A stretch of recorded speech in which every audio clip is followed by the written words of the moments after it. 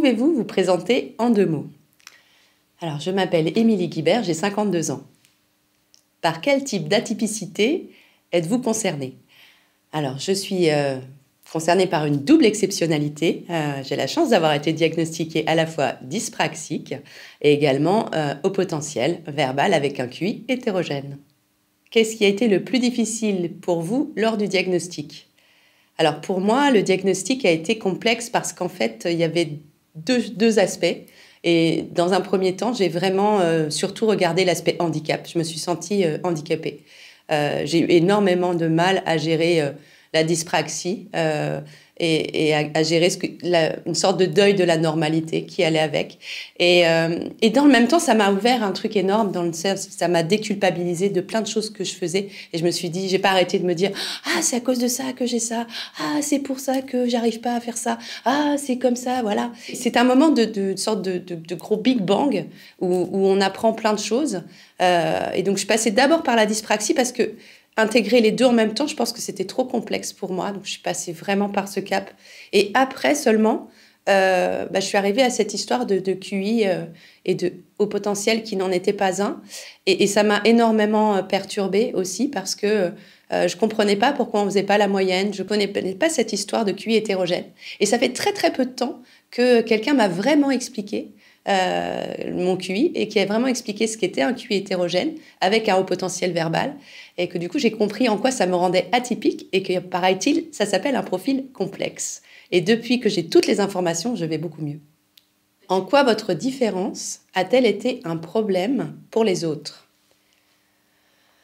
Alors ça a été beaucoup de problèmes de temps en temps, notamment par mes réactions émotionnelles qui étaient assez imprévisibles.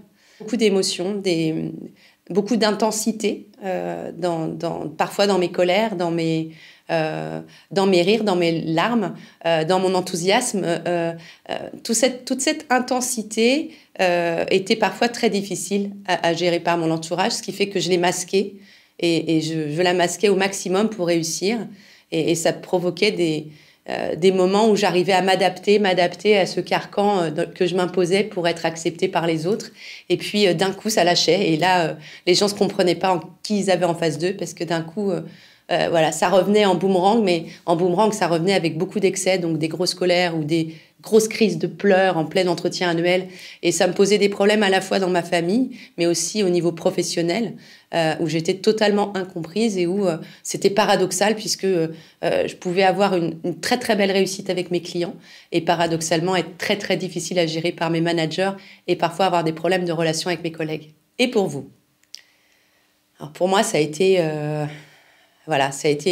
des années d'angoisse, d'incompréhension de moi-même, des années de culpabilité, des années où je me sentais étrange, où je comprenais pas ce qui m'arrivait.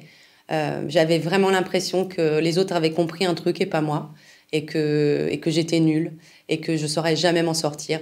Et quand j'y repense, j'ai beaucoup d'émotions parce que tout ce sentiment d'étrangeté, j'ai vécu avec très longtemps.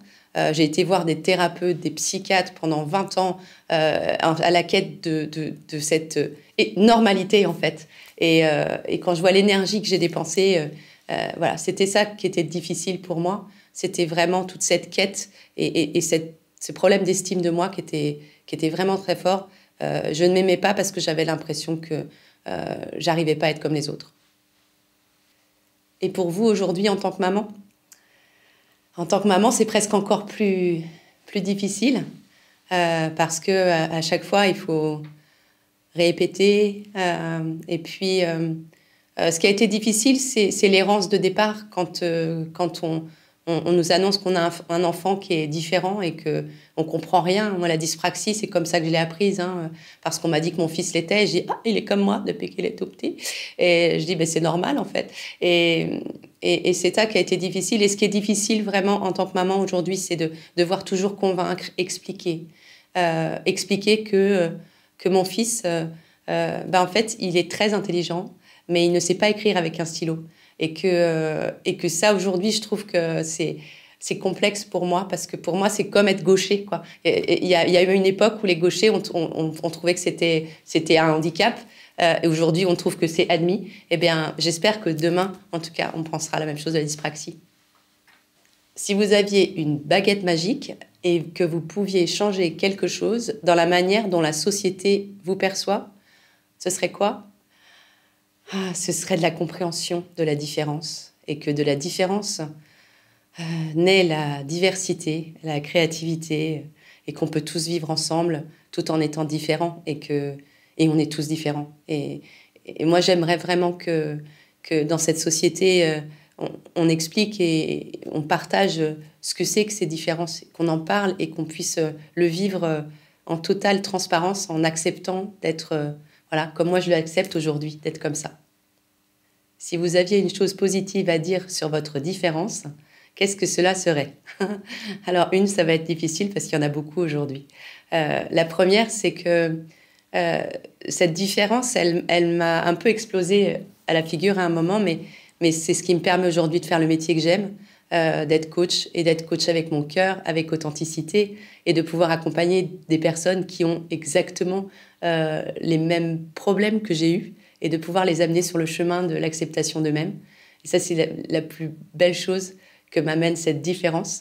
Et l'autre chose, je dirais que, comme toute différence, la dyspraxie, elle amène ce côté qu'on peut voir plein de choses et qu'on n'est pas résistant au changement, quoi. On ne crée pas d'habitude, certes, ok, mais on n'est pas résistant au changement. On a une belle créativité, et quand on sait assumer ces côtés-là, quand on comprend les environnements qui nous conviennent, bah, ça devient une formidable usine à créer, on va dire, à innover, à inventer. Et voilà. Et je trouve que c'est un formidable cadeau de la vie.